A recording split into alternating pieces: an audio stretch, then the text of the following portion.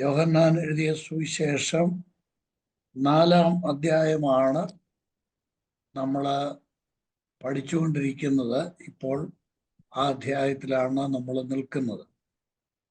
ഈ അധ്യായത്തില് 4-ാം അധ്യായത്തിൻ്റെ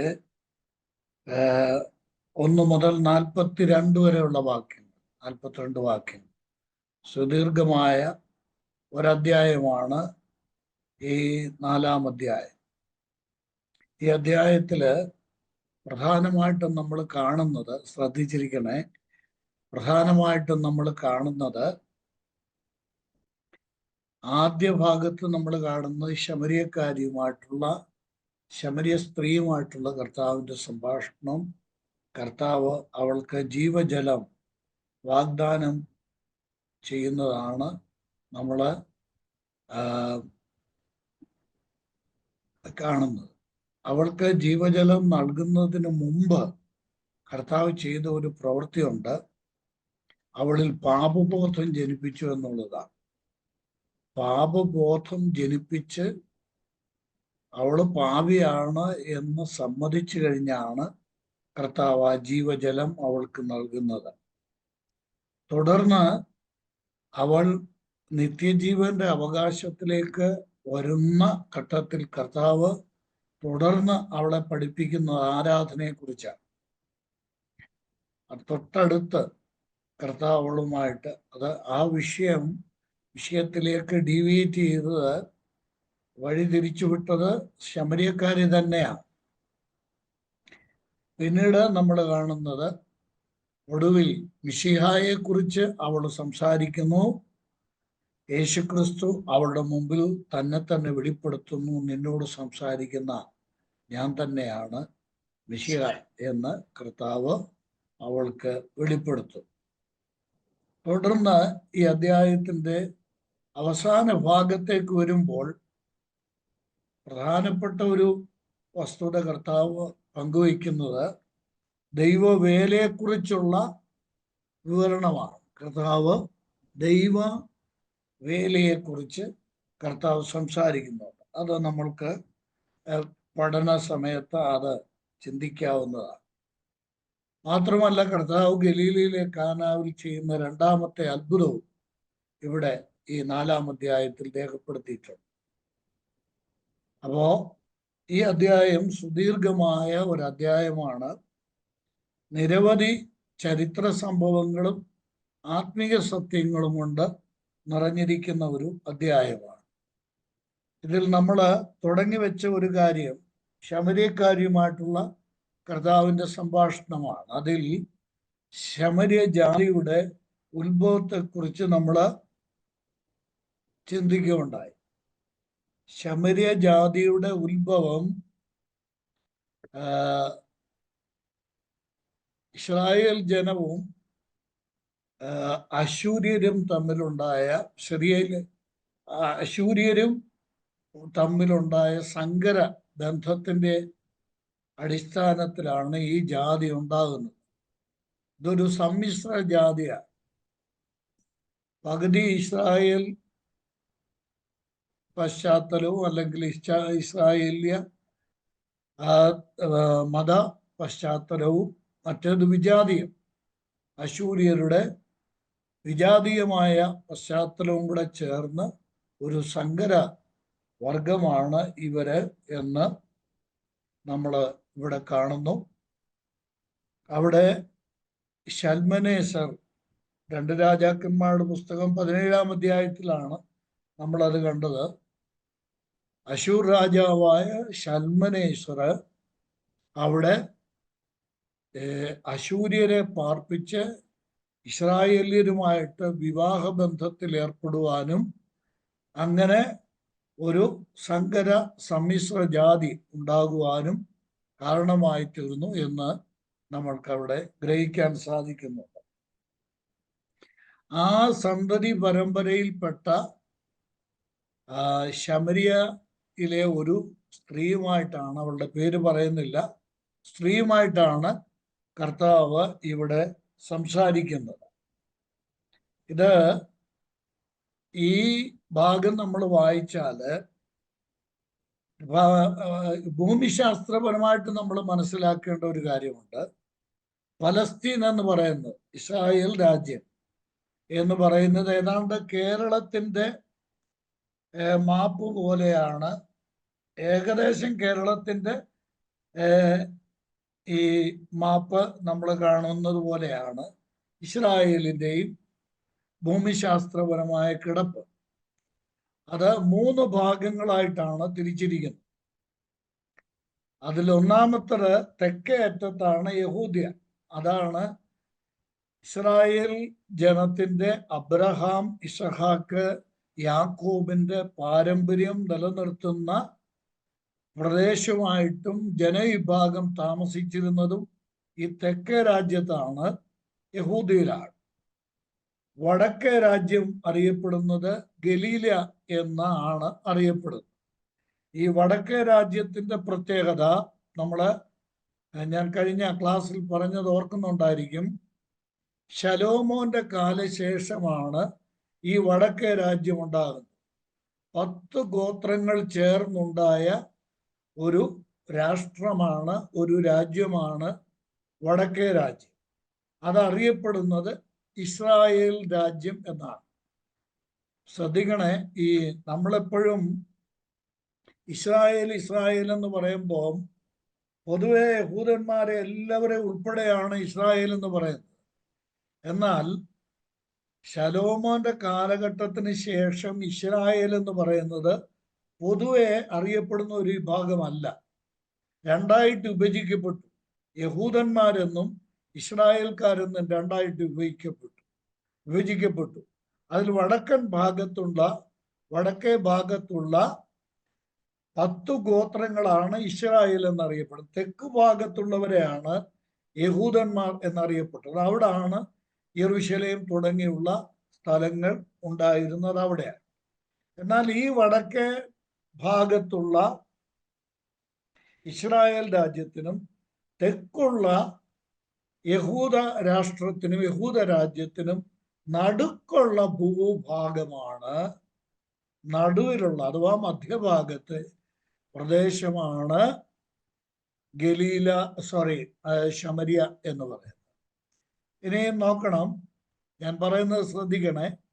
ഈ ശമര്യർ ഒരു വിജാതീയ പശ്ചാത്തലത്തിലേക്ക് വന്നപ്പോൾ യഹൂദന്മാരും അശൂര്യരും ചേർന്നുള്ള ഒരു വിജാതീയ പശ്ചാത്തലം അവർക്കുണ്ടായത് മുതൽ യഹൂദന്മാരാകട്ടെ ഇസ്രായേൽക്കാരാകട്ടെ, ഞാൻ പറയുന്നത് ശ്രദ്ധിക്കുക, ഗലീലയിലുള്ള ഇസ്രായേൽ ജനം യഹൂദ്യയിലെ യെരൂശലേമിൽ ഉത്സവത്തിന് വരണമെങ്കിൽ ഈ ശമര്യ കടന്നു വേണം വരാൻ. എന്നാൽ ഒരിക്കലും ശമര്യയുടെ മണ്ണിൽ അവർ ചവിട്ടിയില്ല. അതിന് പകരം അവർ ചെയ്യുന്നത് ഈ രാജ്യത്തോട് ചേർന്ന് കിടക്കുന്ന ഗലീല കടലുണ്ട്. ആ ഗലീല കടലിലൂടെ പടകുമാർഗം, വഞ്ചി, വള്ളം, കപ്പൽ മാർഗം ഇവരുടെ മണ്ണിൽ ചവിട്ടാതാണ് വടക്കോട്ടും തെക്കോട്ടും പോകുന്നത്. അതിന്റെ കാരണം ഈ മണ്ണിൽ ചവിട്ടിയാൽ അവർ ശപിക്കപ്പെട്ടു പോകുമെന്ന്, ശപിക്കപ്പെട്ട ജനവിഭാഗമായിട്ടാണ് ശമര്യരെ കണ്ടിരുന്നത്. അതുകൊണ്ട് ഈ പ്രദേശത്ത് ഒരു യഹൂദൻ ചവിട്ടുകയോ ആ മണ്ണിൽ ചവിട്ടുകയോ, ശമരിയുടെ മണ്ണിൽ ചവിട്ടുകയോ അവിടെയുള്ള ജനങ്ങളുമായി യാതൊരുവിധ സമ്പർക്കവും പുലർത്തുകയില്ല, വിവാഹ ബന്ധത്തിൽ ഏർപ്പെടുകയില്ല, അവരോട് ഒരുമിച്ച് ഭക്ഷണം കഴിക്കുകയില്ല, അവരോട് ഒരുമിച്ചിരിക്കുകയില്ല, അവരോട് ഒരുമിച്ച് ആരാധനയില്ല. സമ്പൂർണമായിട്ടും ഈ 2 മേഖലയിലുള്ളവർ എന്ന് പറഞ്ഞാൽ വടക്കൻ മേഖലയിലുള്ള ഗലീലയിലെ ഇസ്രായേൽക്കാരും തെക്കൻ മേഖലയിലുള്ള തെക്കേ രാജ്യത്തെ യഹൂദന്മാരും ശമര്യരുമായിട്ട് യാതൊരു സമ്പർക്കവും ഉണ്ടായിരുന്നില്ല. ഇനി നമ്മളിവിടെ ശ്രദ്ധിച്ചാൽ അറിയാം, അവിടെ ശമരിയ സ്ത്രീ പറയുന്ന ഒരു കാര്യമുണ്ട്. കർത്താവായ യേശുക്രിസ്തുവിനോട് ശമര്യക്കാരി പറയുന്ന ഒരു പ്രധാനപ്പെട്ട കാര്യം ഈ 4-ാം അധ്യായത്തിൽ നോക്കാട്ട്. യോഹന്നാന്റെ സുവിശേഷം 4-ാം അധ്യായത്തില് ഈ ശമരിയ സ്ത്രീ കർത്താവിനോട് പറയുന്ന ഒരു പ്രത്യേക കാര്യം എല്ലാവരും ശ്രദ്ധിക്കുന്നുണ്ടോ? വളരെ ചുരുക്കം പേരെ ഞാൻ കാണുന്നുള്ളൂ. 20-ാം വാക്യം നോക്കിക്കാട്ടെ. ഈ 4-ാം അധ്യായത്തിന്റെ 20-ാം വാക്യം. ഞങ്ങളുടെ പിതാക്കന്മാർ ഈ മലയിൽ നമസ്കരിച്ചു വന്നു. ഞങ്ങളുടെ പിതാക്കന്മാർ ഈ മലയിൽ നമസ്കരിച്ചു വന്നു. നമസ്കരിച്ചു വന്നു എന്നല്ല, അത് ശരിക്കും എഴുതേണ്ടത് നമസ്കരിച്ചു വരുന്നു. പിന്നെ നമസ്കരിക്കേണ്ടുന്ന സ്ഥലം യെരൂശലേമിലാകുന്നു എന്ന് നിങ്ങൾ പറയുന്നു. കണ്ടോ? അപ്പോൾ ഇവരുടെ ആരാധനയുടെ സ്ഥലം, ഒരു സത്യ യഹൂദൻ, അബ്രഹാമിന്റെ കുലത്തിൽ പിറന്നിരിക്കുന്ന ഒരു യഹൂദൻ തങ്ങളുടെ ഉത്സവങ്ങളാകട്ടെ ദൈവത്തെ ആരാധിക്കാൻ വർഷത്തിൽ 2 തവണയായിട്ട് ഈ യെരൂശലേമിൽ എത്തേണ്ടത് ആവശ്യമാണ്. ആ സമയത്ത് ഒരിക്കലും ശമര്യര് ഈ യെരൂശലേമിൽ വരാറില്ല. കാരണം ഈ ശമര്യക്കാരി കർത്താവിനോട് പറയുന്നതാണ് അതിന്റെ കാരണം. എന്താ? ഞങ്ങൾ ഈ മലയിൽ ആരാധിക്കുന്നു, നിങ്ങൾ പറയുന്നു യെരൂശലേമിലാണ് ആരാധിക്കേണ്ടത് എന്ന്. ഇതേതാണ് ഈ 2 മലകൾ? നമുക്കൊന്ന് നോക്കാം. ആവർത്തന പുസ്തകം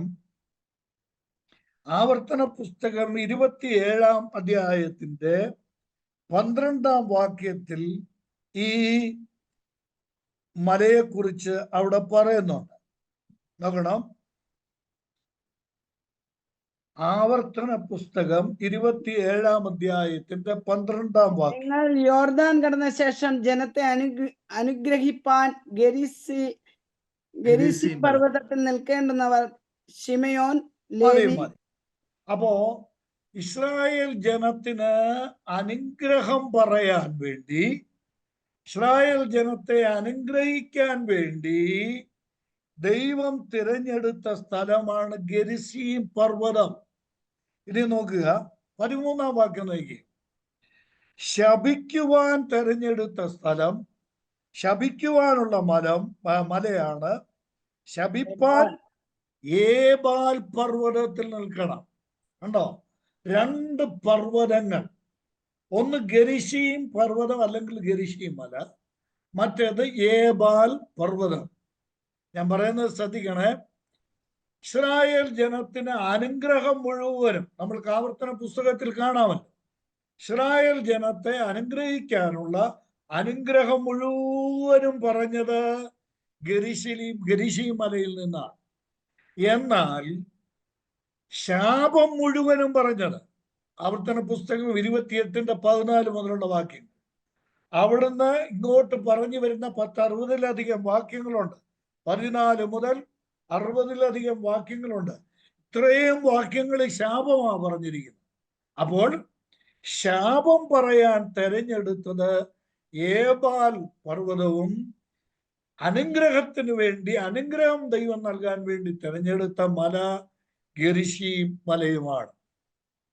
ഇവിടെ ശമര്യക്കാരി യോഹന്നാൻ 4:20 പറയുന്ന ഈ മല ഏതാണെന്നറിയാമോ?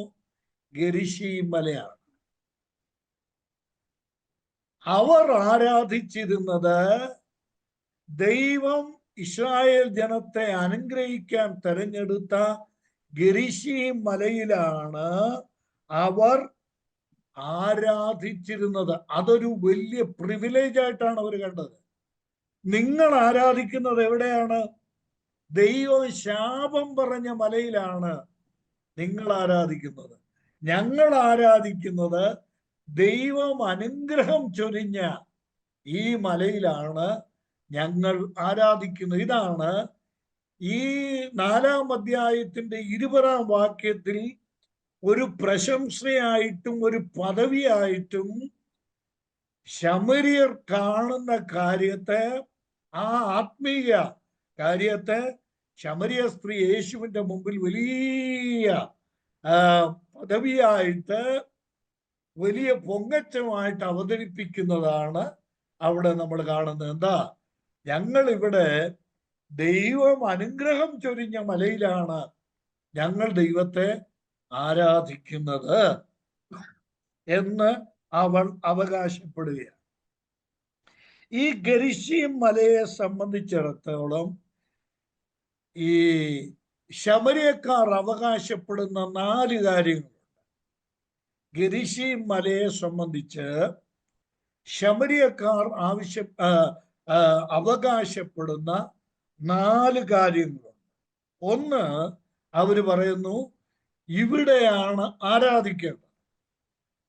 നിങ്ങൾ പറയുന്നു യെരുശലേമിലാണ്, പക്ഷെ യെരുശലേമിലല്ല ആരാധിക്കേണ്ടത്, ഇവിടെയാണ്. അതിന്റെ കാരണം ദൈവം അനുഗ്രഹം പറഞ്ഞത് ഇവിടെ വെച്ചാണ്. രണ്ടാമത് അവർ അവകാശപ്പെടുന്നത് അബ്രഹാം ഇസഹാക്കിനെ യാഗം കഴിച്ച മോര്യ മലയാണ് ഈ ഭൂപ്രദേശം. ഗരിശീം മല എന്ന് പറയുന്നത് അബ്രഹാം ഇസഹാക്കിനെ യാഗം കഴിച്ചില്ലല്ലോ, യാഗം കഴിക്കുവാൻ തെരഞ്ഞെടുത്ത ആ സ്ഥലം. അവിടെയാണ് ഇസഹാക്കിന് പകരം ആട്ടിൻകുട്ടിയെ യാഗമാണ് അർപ്പിക്കുന്നത്. ആ സ്ഥലം ഈ മലയാണ്. അതാണ് അവർ അവകാശപ്പെടുന്ന രണ്ടാമത്തെ കാര്യം. മൂന്നാമത്തത്, മോശ ഇസ്രായേൽ മക്കളെ മൂന്നാമത്തെ കാര്യം, മോശയുടെ കാലത്തേക്ക് വരുന്നതിന് മുമ്പ് അബ്രഹാമിന്റെ കാലത്തെ മറ്റൊരു കാര്യം. അത് എഴുതിയിരിക്കുന്നത് ഉൽപ്പത്തി പുസ്തകം 14-ാം അധ്യായത്തിലാണ്. ലോത്തിന് വേണ്ടി അബ്രഹാം, ഇതൊക്കെ ചരിത്രപരമായ കാര്യങ്ങളാണ്, ലോത്തിന് വേണ്ടി അബ്രഹാം 5 രാജാക്കന്മാരുമായി യുദ്ധം ചെയ്ത് അവരെ ജയിച്ചു വരുമ്പോൾ മെൽക്കീസദേക്ക് അബ്രഹാമിനെ എതിരേറ്റു വന്ന് അബ്രഹാമിനെ അനുഗ്രഹിച്ചതും അബ്രഹാം മെൽക്കീസദേക്കിന് ദശാംശം കൊടുത്തതും ഇവിടെ വെച്ചാണ് എന്നാണ്, ഈ മലയിൽ വെച്ചാണ് എന്നാണ് അവർ അവകാശപ്പെടുന്നത്. മനസ്സിലാകുന്നു? അപ്പോ ഈ അബ്രഹാം യുദ്ധം ജയിച്ചു വരുമ്പോൾ യെരുശലേമിലെ ശാലേം രാജാവും ദൈവത്തിന്റെ പുരോഹിതനുമായിരുന്ന മൽക്കീസദേക്ക് അബ്രഹാമിനെ എതിരേറ്റു ചെന്നു. ശ്രദ്ധിക്കണേ, ഈ കാര്യങ്ങളൊക്കെ നമ്മൾ നന്നായിട്ട് പഠിക്കേണ്ട ഒരു കാര്യമാണ്. അവിടെ എതിരേറ്റ് ചെന്നപ്പോൾ മെൽക്കീസദേക്കിന്റെ കയ്യിൽ 2 കാര്യങ്ങളുണ്ടായിരുന്നു. ഒന്ന് അപ്പവും മറ്റത് വീഞ്ഞും.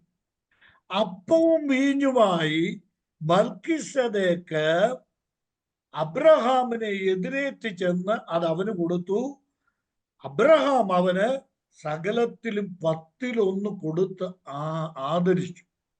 ഇനി ഒരു കാര്യം കൂടെ മനസ്സിലാക്കണം. ഈ മൽക്കീസദേക്കാരായിരുന്നു?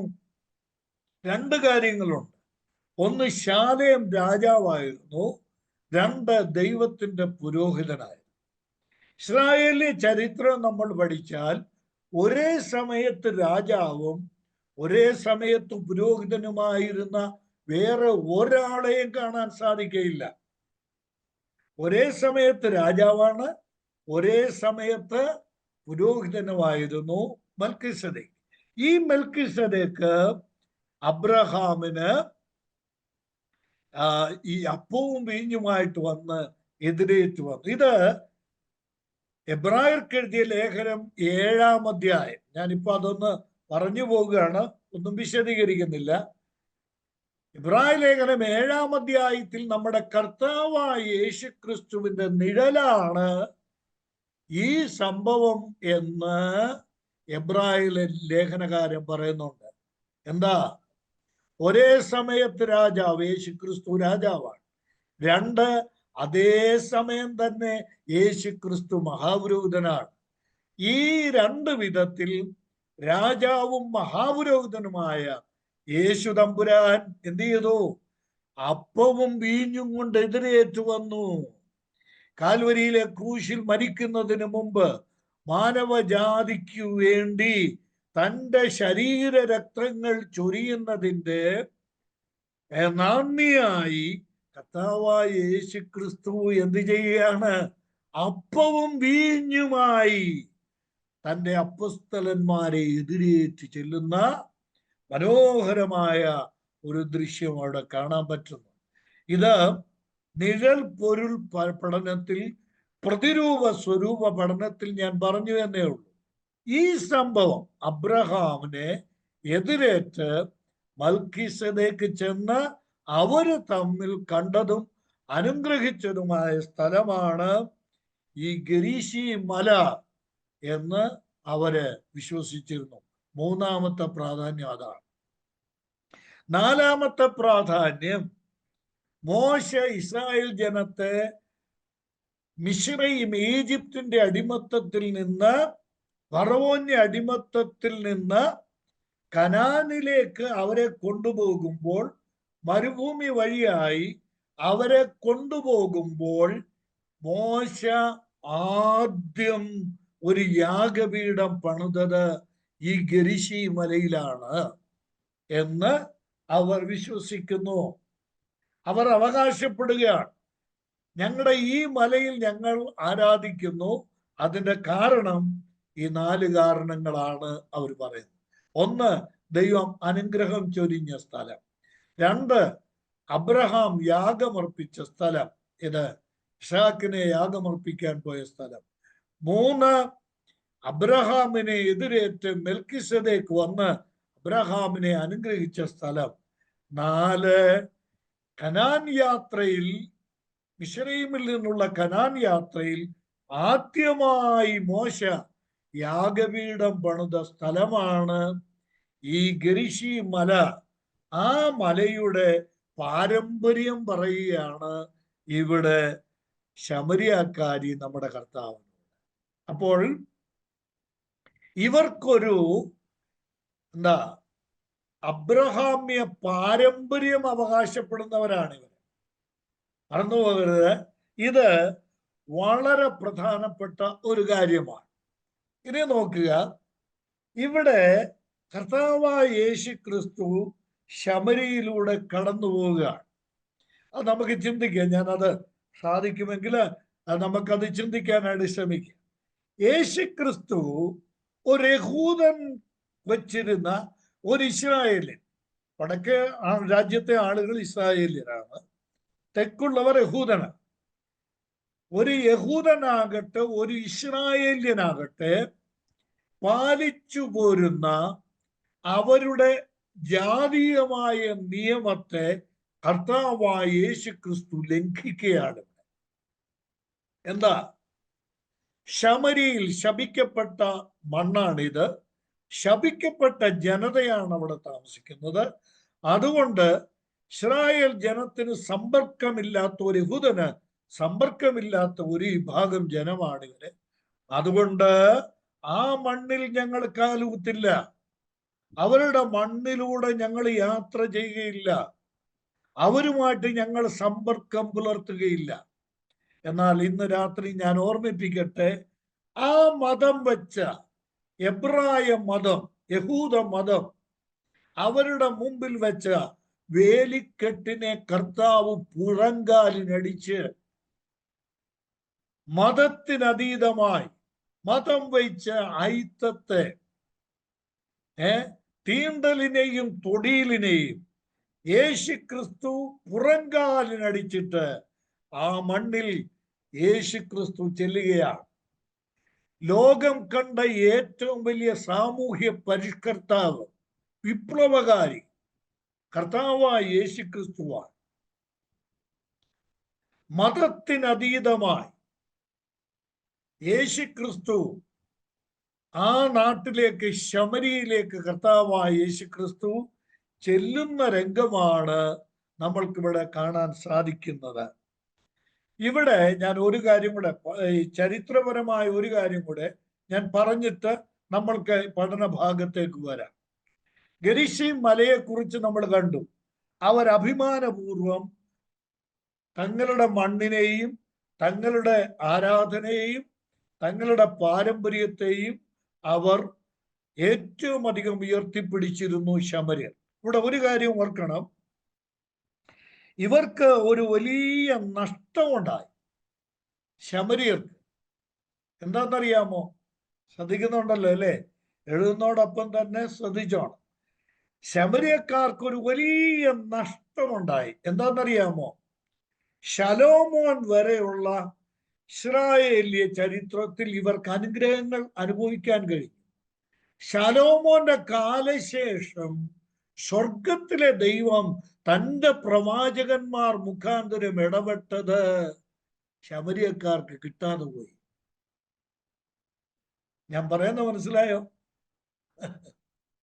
ഇവർ ജാതികളുമായിട്ട് ഇടകലർന്ന് അശൂര്യരുമായിട്ട് ഇടകലർന്ന് ശമര്യർ എന്ന ഒരു പ്രത്യേക സെക്റ്റായിട്ട്, പ്രത്യേക വിഭാഗമായി മാറിയത് കൊണ്ട് ഇവർക്കുണ്ടായ ഏറ്റവും വലിയ നഷ്ടം എന്താണെന്നറിയാമോ?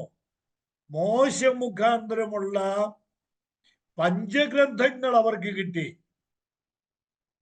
മോശ മുഖാന്തരമുള്ള ന്യായപ്രമാണം അവർക്ക് കിട്ടി. അതവർക്ക് അനുഭവിക്കാൻ ഭാഗ്യമുണ്ടായി. എന്നാൽ ശലോമോന്റെ കാലശേഷം ഇസ്രായേൽ ജനത്തിനും യഹൂദ ജനത്തിനും കിട്ടിയ തിരുവഴുത്തിന്റെ അനുഗ്രഹം അവർക്ക് അനുഭവിക്കുവാൻ കഴിയാതെ പോയി. ദൈവിക തിരുവഴുത്തിന്റെ, ഞാൻ പറയുന്നത് അല്പം ചിന്തിച്ചെങ്കിലേ മനസ്സിലാകുമെന്ന് പറഞ്ഞാൽ ഞാനത് ഒന്നുകൂടെ വ്യക്തമാക്കാം. സങ്കീർത്തന പുസ്തകങ്ങളും പ്രവാചകന്മാരുടെയും ശുശ്രൂഷ അവർക്ക് കിട്ടിയില്ല.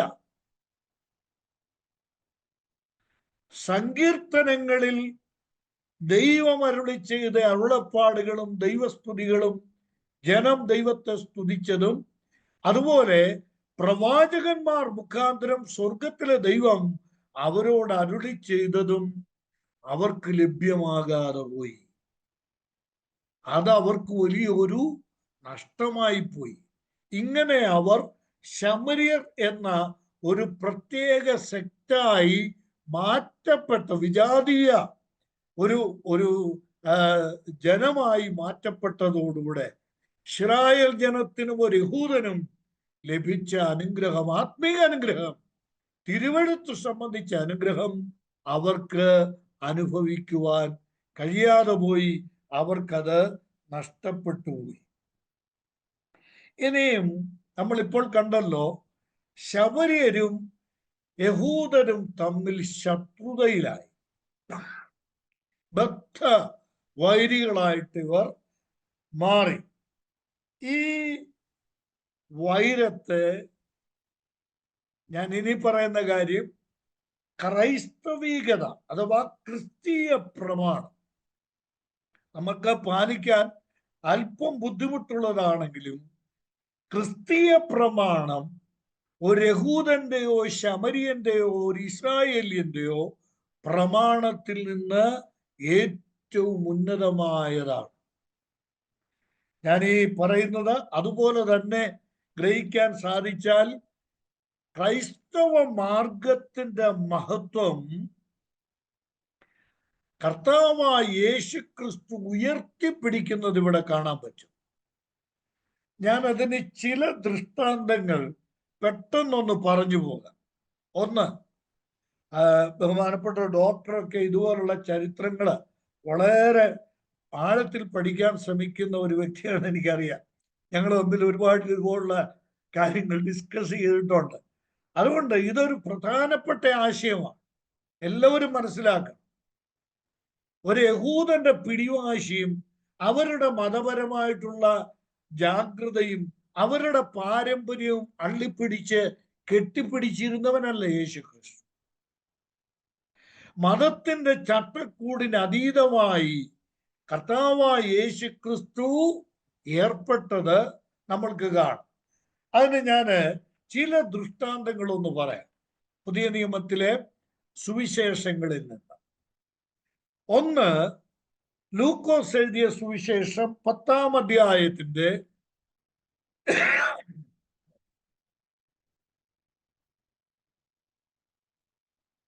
30 മുതലുള്ള വാക്യങ്ങളാണ്. പ്രത്യേകിച്ച് അത് എടുക്കുന്നത് നന്നായിരിക്കും. കാര്യം ക്ലാസ് എടുക്കുമ്പോൾ നോക്കുന്നത് നന്നായിരിക്കും. വിശ്വപ്രസിദ്ധമായ കർത്താവായ യേശുവിന്റെ ഒരു ചെറുകഥയാണ്. കർത്താവ് പറഞ്ഞ ഒരു ചെറുകഥയാണ്. ഒരു യുവപ്രമാണി നിത്യജീവനെ പ്രാപിപ്പാൻ ഞാൻ എന്ത് ചെയ്യണമെന്ന് ചോദിച്ചതിന് മറുപടിയായി കർത്താവ് കാര്യങ്ങൾ പറഞ്ഞപ്പോൾ കർത്താവ് അവിടെ പറയുന്നു, കൂട്ടുകാരനെ നിന്നെപ്പോൾ തന്നെ സ്നേഹിക്കണം. അപ്പോൾ അവൻ കർത്താവായ യേശുവിനോട് ചോദിക്കുകയാണ്, എൻ്റെ കൂട്ടുകാരൻ ആരാ? കണ്ടോ, എൻ്റെ കൂട്ടുകാരനാര് എന്ന് ചോദിച്ചപ്പോൾ പലരും ഈ പശ്ചാത്തലങ്ങളൊക്കെ മനസ്സിലാക്കാതെ നല്ല ശമരിയന്റെ കഥയൊക്കെ പറയുന്നതും പ്രസംഗിക്കുന്നു. എൻ്റെ കൂട്ടുകാരൻ ആരാണ് എന്ന ചോദ്യത്തിന് ഉത്തരമായി കർത്താവ് പറഞ്ഞതാണ് നല്ല ശമരിയന്റെ ഉപമ, ആ നല്ല ശമരിയന്റെ കഥ. ഞാനത് ചുരുക്കി കൂട്ടി പറയാം. മുറിവേറ്റ് കിടക്കുന്ന യഹൂദനാണ്. കണ്ടോ, ഈ യാത്രയിൽ യെരൂശലേമിൽ നിന്ന് യെരിഹോവിലേക്ക് പോകുന്ന ഈ യാത്രയിൽ മുറിവേറ്റ് കിടക്കുന്നവൻ ആരാണ്? ഒരു യഹൂദനാണ് മുറിവേറ്റ് കിടക്കുന്നത്.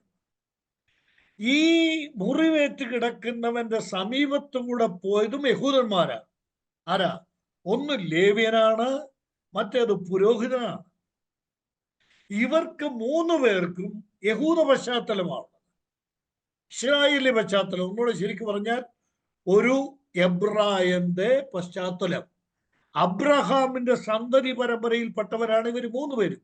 മുറിവേറ്റ് കിടക്കുന്ന യഹൂദൻ, പിന്നീട് ആ വഴി വരുന്ന എതിർച്ച ആ വഴി വരുന്ന ലേവ്യൻ, അതേ വഴിത്താരയിലൂടെ വരുന്ന പുരോഹിതൻ. ഇവർ 2 പേരും ഈ മുറിവേറ്റ് കിടക്കുന്നവനെ കണ്ടിട്ട് എന്ത് ചെയ്തു? മാറിപ്പോയി. കർത്താവായ യേശു പറയുകയാണ്, എന്നാൽ ഒരു ശമരിയനോ വഴി പോവുകയിൽ അവന്റെ അടുക്കൽ ചെന്ന് അവന്റെ മുറിവുകളെ കെട്ടി, അവന്റെ മുറിവുകളിൽ എണ്ണയും വീഞ്ഞും പകർന്നു, മുറിവുകളെ കെട്ടി തന്റെ വാഹന മൃഗത്തിൽ കയറ്റി വഴിയമ്പലത്തിൽ കൊണ്ടുവന്ന് കൊണ്ടുചെന്ന് രക്ഷ ചെയ്തു. പോകാൻ നേരം ആ ശമര്യൻ 2 വെള്ളിക്കാശ് എടുത്ത് കൊടുത്തിട്ട് പറഞ്ഞു, ഇവന്റെ ആവശ്യത്തിന് വേണ്ടി ചെലവിടണം, അധികം വല്ലതും ചെലവിട്ടാൽ ഞാൻ മടങ്ങി വരുമ്പോൾ തന്നോളൂ. ഈ ഭാഗമൊക്കെ എടുത്ത് എന്തോ ഒരു പ്രസംഗമാണ് നമ്മുടെ ആളുകൾ എന്നറിയാം. ഇത് യേശു ക്രിസ്തുവാണ് ഈ ശമര്യൻ. കർത്താവായ യേശു അതാ 2 കാശിന് പിന്നെ അതിനുകൊണ്ട് വ്യാഖ്യാനം എന്താ? 2 കാശെന്ന് പറഞ്ഞാൽ എന്താ? പഴയ നിയമവും പുതിയ നിയമവും 2 കാശ് കൊടുത്ത്. എൻ്റെ പ്രിയപ്പെട്ടവരെ, ജാതിക്കതീതമായി കർത്താവായ യേശു ക്രിസ്തുവിന്റെ ശബ്ദം പ്രതിധ്വനിച്ചതാണ് ആ കഥ. ഒരു യഹൂദന് മുറിവേറ്റ് കിടന്നാൽ ഒരു ശമര്യൻ അവനെ സഹായിക്കും, അവനെ സഹായിക്കണം. മനുഷ്യനെ മനുഷ്യനായി കാണണം. ജാതിക്കും മതത്തിനും അതീതമായി മനുഷ്യനെ കാണണമെന്ന് പഠിപ്പിച്ച ലോകോത്തര ഗുരുവാണ് നമ്മുടെ കർത്താവായ യേശു ക്രിസ്തു. ദൈവത്തിന് സ്തോത്രം. അപ്പോൾ ശമര്യരെ വേറൊരു കണ്ണിലൂടെ കാണരുത് എന്ന് കർത്താവായ യേശു ക്രിസ്തു പഠിപ്പിച്ച ഉദാത്തവും ഉന്നതവും ഏറ്റവും ഉത്തമവുമായ ഒരു ദൃഷ്ടാന്ത കഥയാണ് ഈ നല്ല ശമര്യന്റെ കഥ. എന്നിട്ട് ആ ചെറുപ്പക്കാരനോട് പറയുകയാണ്, എന്താ നീയും പോയി അങ്ങനെ തന്നെ ചെയ്യുക. നമ്മൾ അവിടെയാണ് ആ കർത്താവായ യേശു ക്രിസ്തു പറഞ്ഞ ആ ഉപമയുടെ ആത്മീക പാഠം, സ്പിരിച്വൽ ലെസൺ അവിടെ. എന്താ? ഇങ്ങനെ സ്വർഗത്തിൽ നിന്ന് വന്നെന്നും വാഹന മൃഗത്തിൽ നിന്ന് ഇറങ്ങിയെന്നും പിന്നെ മുറിവുകളെ കെട്ടിയെന്നും ഇതൊന്നും അല്ല ശരിക്കുള്ള വ്യാഖ്യാനം. ശരിക്കുള്ള വ്യാഖ്യാനം എന്താണെന്നറിയാമോ? നീ ഒരു നല്ല ശമരിയക്കാരനാകണം. കേട്ടോ? ഇത് ക്രൈസ്തവരോടുള്ള, ഇതാണ് ക്രൈസ്തവീകരണം. യേശുക്രിസ്തുവിന്റെ ക്രൈസ്തവരോടുള്ള ഏറ്റവും വലിയ പഠിപ്പിക്കലാണ്, പ്രബോധനമാണിത്. സഹോദരങ്ങളെ, ഈ ക്ലാസ്സിൽ സംബന്ധിക്കുന്നവരും തുടർന്ന് യൂട്യൂബിലൂടെ ഇതൊക്കെ കേൾക്കുകയും കാണുകയും ചെയ്യുന്നവരോട് വളരെ വിനയത്തോടെ ഞാൻ ഓർമ്മിപ്പിക്കുകയാണ്, ബൈബിളും കർത്താവായ യേശുക്രിസ്തു ഉദ്ദേശിക്കുന്ന ആശയത്തിലേക്ക് നമ്മൾ വരണം. ഞാൻ ഒരു വാചകം കൂടെ പറഞ്ഞിട്ട് ഇത് നീട്ടിപ്പരത്തി പറഞ്ഞു പോകാൻ സമയം ഒത്തിരി പോകുമല്ലോ. ഒറ്റ വാചകം കൂടെ പറഞ്ഞ് ഞാൻ ആ ഭാഗത്തുനിന്ന് പോകാം. ഈ കാര്യം യേശുക്രിസ്തുവിൽ ആരോപിച്ചു കഴിഞ്ഞാൽ എളുപ്പം. ക്രിസ്തുവാണ് നല്ല ശമരിയൻ എന്ന് പറഞ്ഞാൽ അതൊരു എളുപ്പം. വലിയ ചെലവൊന്നും ചെയ്യണ്ട, വലിയ ബുദ്ധിമുട്ടൊന്നും അനുഭവിക്കേണ്ട, അതൊരു എളുപ്പമുള്ള കാര്യമാണ്. പക്ഷെ ഈ നല്ല ശമരിയൻ ഞാനാണെന്ന് പറയുമ്പോഴാണ്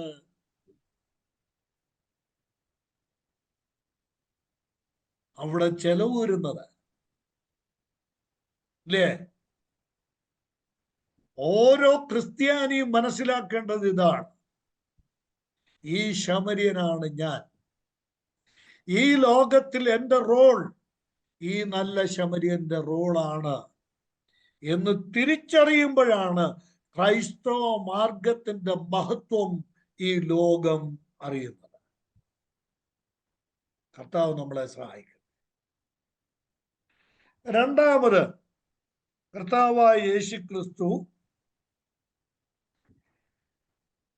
ഈ ശമരിയക്കാരുമായിട്ടുള്ള ജാതീയ വിവേചനം, വർഗീയ വിവേചനം ക്രൈസ്തവീകമല്ല എന്ന് വ്യക്തമാക്കാൻ കർത്താവായ യേശുക്രിസ്തുവിനോട് ബന്ധപ്പെട്ട ഒരു മഹാസംഭവം നമ്മൾക്ക് പുതുനിയമത്തിൽ കാണാൻ പറ്റുന്നുണ്ട്. അത് രേഖപ്പെടുത്തിയിരിക്കുന്നത് ലൂക്കോസാണ്. എന്താ കാരണം എന്നറിയാമോ? ബൈബിൾ എഴുത്തുകാരിൽ ഏക വിജാതീയൻ ആരാണ്? ലൂക്കോസാണ്. അദ്ദേഹം ഒരു ഗ്രീക്കുകാരനായിരുന്നു, യവനനായിരുന്നു. വർഗീയ വിവേചനത്തിനെതിരായി നിന്ന ആ ലൂക്കോസ് രേഖപ്പെടുത്തിയിരിക്കുകയാണ് രണ്ടാമത്തെ സംഭവം 9-ാം അധ്യായത്തിലാണ്. ലൂക്കോസ് വിശേഷം 9-ാം അധ്യായത്തിൽ അതിന്റെ 51 മുതലുള്ള വാക്യങ്ങൾ വായിച്ചാൽ, പ്രിയമുള്ളവരെ, ഞാൻ ഈ ഭാഗങ്ങൾ പറയുമ്പോൾ അതിന്റെ ചരിത്ര പശ്ചാത്തലം മനസ്സിലാക്കാതെ ബൈബിൾ ഒരിക്കലും പഠിപ്പിക്കുകയും ചെയ്യരുത്. ഈ 51 മുതലുള്ള വാക്യങ്ങൾ, ഈ 9-ാം അധ്യായത്തിലെ 51 മുതലുള്ള വാക്യങ്ങൾ, 51-ാം വാക്യം ആരംഭിക്കുന്നത് ഇതൊരു യാത്രയാണ്. യേശുക്രിസ്തുവിന്റെ ഒരു യാത്രയാണ്. ഈ യാത്ര അവസാനിക്കുന്നത് എവിടെയാണെന്നറിയാമോ? ഇതിന്റെ ഒടുവിലത്തെ അധ്യായങ്ങളിലാണ്. ലൂക്കോസിന്റെ സുവിശേഷത്തിലെ 23-ാം അധ്യായത്തിലാണ് ആ യാത്ര അവസാനിക്കുന്നത്. 9-ാം അധ്യായത്തിൽ തുടങ്ങുന്ന ഈ യാത്ര അവസാനിക്കുന്നത് 23-ാം അധ്യായത്തിലാണ്. ഇത് മനസ്സിൽ വെച്ചുകൊണ്ട് വേണം ലൂക്കോസ് സുവിശേഷം 9-ാം അധ്യായം മുതൽ ലൂക്കോസ് സുവിശേഷത്തിന്റെ അവസാന അധ്യായം വരെ വായിക്കാൻ. ഇത് മനസ്സിൽ കരുതിക്കൊണ്ട് വേണം. ചുമ്മാതെ എല്ലാം കൂടെ വായിച്ചേച്ച് ഓരോ സന്ദർഭങ്ങളാക്കി കാണരുത്. ഇതൊരു യാത്രയാണ്, ഇതൊരു ലിങ്കായിട്ടുള്ള സംഭവമാണ്. ഈ യാത്രയിലാണ് സക്കായിയെ കാണുന്നതും ഒക്കെ ഉള്ള കാര്യങ്ങൾ ഈ യാത്രയിലാണ്. ഇനിയും 9-ാം അധ്യായത്തിലേക്ക് നമുക്ക് വരാം. ഈ യാത്രയിൽ കർത്താവ് നോക്കിയ 51-ാം വാക്യം നോക്കിയേ, എന്താ? അവൻ യെരൂശലേമിലേക്ക് പോകുവാൻ മനസ്സുറപ്പിച്ചു. അല്ലേ? 51 അതല്ലേ? മനസ്സുറപ്പിച്ചു. ദൂതന്മാരെ അയച്ചു. അവൻ യെരൂശലേമിലേക്ക് പോകുവാൻ മനസ്സുറപ്പിച്ചു. അപ്പോൾ കർത്താവായ യേശു ക്രിസ്തു യെരൂശലേമിലേക്ക് പോകുക തന്റെ ആരുടെ ഒരു കർത്താവായ യേശു ക്രിസ്തു യെരൂശലേമിലേക്ക് പോവുക. ആ പോകുന്ന ആ യാത്രയിൽ കർത്താവിനെ സ്വീകരിക്കാനായിട്ട് ആളുകളെയൊക്കെ അയച്ചു, ദൂതന്മാരെ അയച്ചു. അതവിടെ നിൽക്കട്ടെ. നോക്കിയ യാത്ര തുടങ്ങി. കർത്താവ് ശമരിയിൽ ചെന്നു. ആ ഭാഗം നിങ്ങൾ കാണുന്നല്ലോ. ശമരിയക്കാരെന്ത് ചെയ്തില്ല? യേശുക്രിസ്തുവിനെ സ്വീകരിച്ചില്ല. ശമരിയിൽ കർത്താവ് ചെന്നപ്പോൾ ശമരിയക്കാർ യേശുക്രിസ്തുവിനെ സ്വീകരിച്ചില്ല. എന്താ കാരണം? ഞാൻ ചോദ്യം ചോദിച്ച് ഉത്തരവൊന്നും പറയിപ്പിക്കാൻ നിൽക്കുന്നില്ല, ഞാൻ തന്നെ അങ്ങ് പറയാം. ഇവരെന്താ യേശുക്രിസ്തുവിനെ സ്വീകരിക്കാൻ ചെയ്യേണ്ട കാരണം അറിയാമോ? എന്താ? യേശുക്രിസ്തു യെരൂശലേമിലേക്കാ പോകുന്നത്. യെരൂശലേമിലേക്ക് പോകുന്ന ഒരുത്തനെ ഒരു ശമര്യന് സ്വീകരിക്കേണ്ട ആവശ്യമില്ല. യേശു നല്ലവനാണ്, യേശു ഒത്തിരി അത്ഭുതങ്ങൾ ചെയ്തു, ഇതെല്ലാം ഇവർക്കറിയാം. യേശുവിനെ സ്വീകരിക്കാൻ അവർ തയ്യാറാണ്. യേശുവിന് വേണ്ടി വന്നാൽ ഒരു സിംഹാസനം കൊടുത്ത് അവിടെ രാജാവാക്കാനും അവർ തയ്യാറാണ്. പക്ഷേ യേശു എന്താ ചെയ്യുന്നത്? അവർക്കെതിരായി നിൽക്കുകയും അവർക്കെതിരെ ചിന്തിക്കുകയും ചെയ്യുന്ന യെരൂശലേമിലേക്ക് പോകാൻ തീരുമാനിച്ചപ്പോൾ ശമര്യര് പറഞ്ഞു, ഞങ്ങൾക്ക് യേശുവിനെ വേണ്ട. അവര് സ്വീകരിക്കാൻ തയ്യാറായില്ല. നിങ്ങൾ ആ ഭാഗം നോക്കിയേ. ഇവിടെയാണ് നമ്മൾ കാര്യം മനസ്സിലാക്കേണ്ടത്. അവർ യേശു കർത്താവിനെ സ്വീകരിക്കാൻ തയ്യാറാകാതെ ഇരുന്നപ്പോൾ കർത്താവായ യേശു ക്രിസ്തുവിന്റെ അപ്പസ്തലന്മാരിൽ സബദിപുത്രന്മാരായ യാക്കോബും യോഹന്നാനും യേശുവിന്റെ അടുക്കൽ വന്നിട്ട് 54 വാക്യം നോക്കിയേ. അത് അവന്റെ ശിഷ്യന്മാരായ യാക്കോബും യോഹന്നാനും കണ്ടിട്ട്, കർത്താവേ, ഏലിയാവ് ചെയ്തതുപോലെ ആകാശത്തു നിന്ന് തീയിറങ്ങി അവരെ നശിപ്പിപ്പാൻ ഞങ്ങൾ പറയുന്നത് നിനക്ക് സമ്മതമോ എന്ന് ചോദിച്ചു. കണ്ടോ? ഇതൊക്കെ നമ്മൾ വായിച്ചിട്ടുണ്ടല്ലേ, നമുക്കറിയുകയും ചെയ്യാം. പക്ഷെ ഇതിന്റെ കോണ്ടെക്സ്റ്റ് മനസ്സിലായോ? ഇതിന്റെ സന്ദർഭം മനസ്സിലായോ? യെരൂശലേമിലേക്ക് പോകുന്ന യേശുവിനെ സ്വീകരിക്കാൻ ശമരിയാക്കാർ തയ്യാറാകാതിരുന്നപ്പോൾ ഈ ബൊവനേർഗസ് എന്നറിയപ്പെടുന്ന, അഥവാ എന്താ, ഇവർക്ക് ഇടിമക്കൾ എന്ന് പേര് വരാൻ ഉള്ള കാരണം ഇതാ കേട്ടോ. ഇവർക്ക് ഇടിമക്കൾ എന്ന് പേര് വരാനുള്ള കാരണം ഇതാ. എന്താ? ഇവര് വന്നിട്ട് കർത്താവിനോട് പറയാം, പണ്ട് ഏലിയാവ് ചെയ്തതുപോലെ സ്വർഗത്തിൽ നിന്ന് തീ ഇറങ്ങി ഇവരെ നശിപ്പിപ്പാൻ ഞങ്ങൾ പറയുന്നത്, ഞങ്ങൾ പറയട്ടെ, സ്വർഗത്തിൽ നിന്ന് തീ ഇറങ്ങി ഇവരെ നശിപ്പിക്കുവാൻ ഞങ്ങൾ കൽപ്പിക്കട്ടെ എന്ന്. മനസ്സിലായോ? ശമര്യരോടുള്ള ഒരു യഹൂദന്റെ മനസ്സിതാണ്. ശമര്യക്കാരന്റെ ഉച്ചിയിൽ തീയിറങ്ങണം, അവനെ ദൈവം നശിപ്പിക്കണം.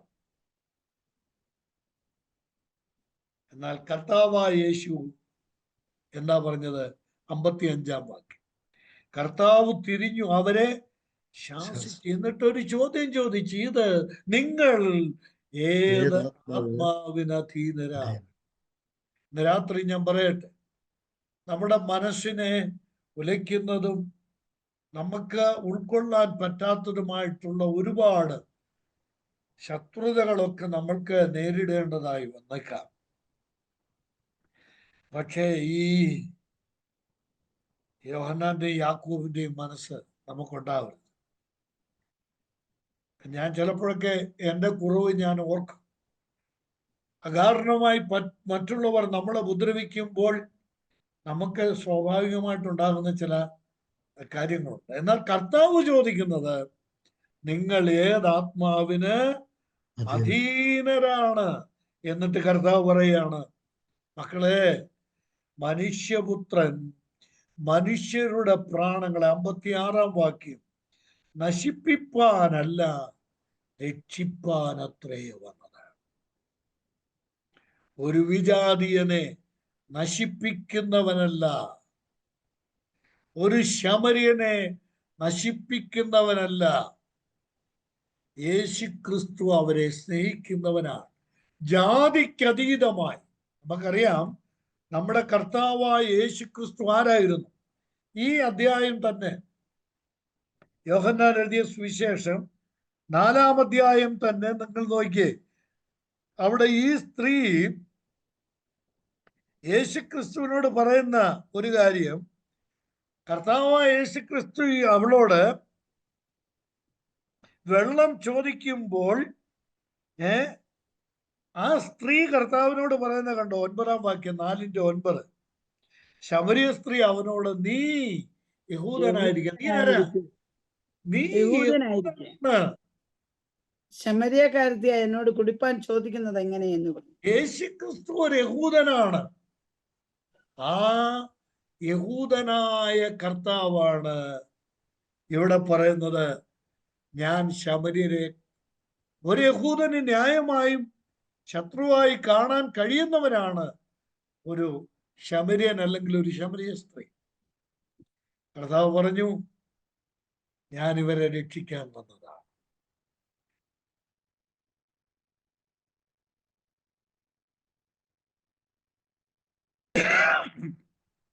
ഇനി നോക്കുക, കർത്താവായ യേശുക്രിസ്തു 2 ഉദാഹരണങ്ങൾ ഇപ്പോൾ ഞാൻ പറഞ്ഞു. ഒന്ന് നല്ല ശമര്യൻ്റെത്, മറ്റത് കർത്താവായ യേശുക്രിസ്തു നേരിട്ട് ശമരിയിൽ ചെന്ന് യേശുക്രിസ്തു പറയുന്ന ആ കാര്യം, ഞാൻ ഇവരെ രക്ഷിക്കുവാനാണ് വന്നത്, ഇവരെ നശിപ്പിക്കുവാനല്ല. 3-ാമത്തെ ദൃഷ്ടാന്തം യേശുക്രിസ്തുവുമായിട്ട് ബന്ധപ്പെട്ട 3-ാമത്തെ കാര്യമാണ് ഇവിടെ നമ്മൾ കണ്ടത്. യോഹന്നാൻ 4-ൽ കർത്താവായ യേശു പറയുകയാണ്, അവള് ജാതി വ്യത്യാസം പറയുക, നീ യഹൂദനായിരിക്കെ ശമര്യക്കാരിയായിരിക്കുന്ന എന്നോട് കുടിക്കുവാൻ ചോദിക്കുന്നത് വിഹിതമോ എന്ന് ചോദിച്ചിട്ട് തൊട്ടടുത്ത് പറയുന്നത് എന്താണെന്നറിയാമോ? യഹൂദന്മാർക്കും ശമര്യർക്കും തമ്മിൽ സമ്പർക്കമില്ല, എനിക്കും നിനക്കും തമ്മിൽ യാതൊരു സമ്പർക്കവുമില്ല. എന്നാൽ കർത്താവായ യേശു പറഞ്ഞു, എനിക്ക് നീയുമായി സമ്പർക്കമുണ്ട്, എനിക്ക് നീയുമായി കാര്യമുണ്ട്, എനിക്ക് നിന്നെ ആവശ്യമുണ്ട്, ദൈവം നിന്നെ സ്നേഹിക്കുന്നുണ്ട്, ഞാൻ നിന്നെ സ്നേഹിക്കുന്നുണ്ട്.